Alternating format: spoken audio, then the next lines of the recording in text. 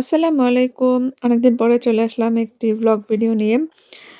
আজকে যাচ্ছি হচ্ছে টিউলিপ গার্ডেন। তার জন্য ভাবলাম আপনাদের সাথে একটু শেয়ার করি এবং যারা ইতালির রোমের আশেপাশে আছেন তারাও ঘুরে যেতে পারবেন এই টিউলিপ গার্ডেনে। তাই আমিও চলে এলাম এই ১ম বারই। এটা প্রতি বছরই হয় মনে হয় এখানে এবং আমাদের বাসা থেকে বেশ কাছেই। তার জন্য ভাবলাম চলে যাই, একটু ঘুরে আসি, ঈদের আনন্দটুকু করা হবে।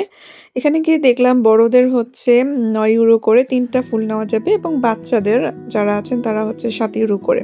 আর এত কালারফুল দেখে আমার মানে মনটা সম্পূর্ণভাবে ভালো হয়ে গিয়েছিল আসলে, এবং দেখছি ভিডিওতে আরো ভালো লাগছে দেখেও।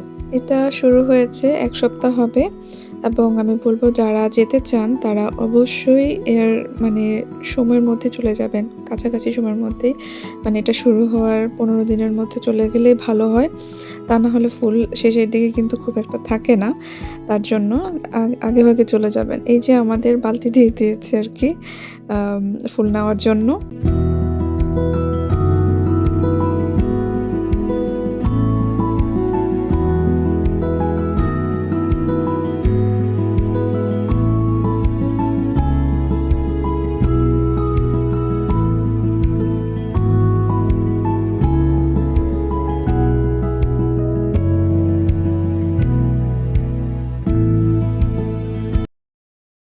La la la la la la la la la la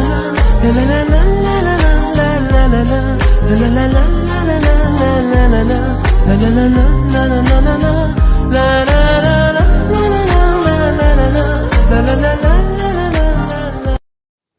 ফুল তোলা কিন্তু শুরু করে দিয়েছি এবং প্রথমে হলুদ ফুল দিয়ে শুরু করেছি।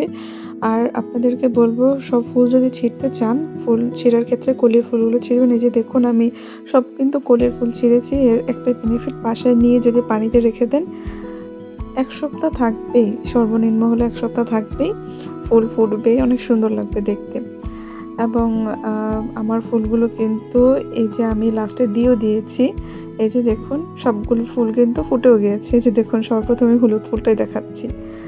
এই যে প্রত্যেকটা ফুল ফুটে গিয়েছে।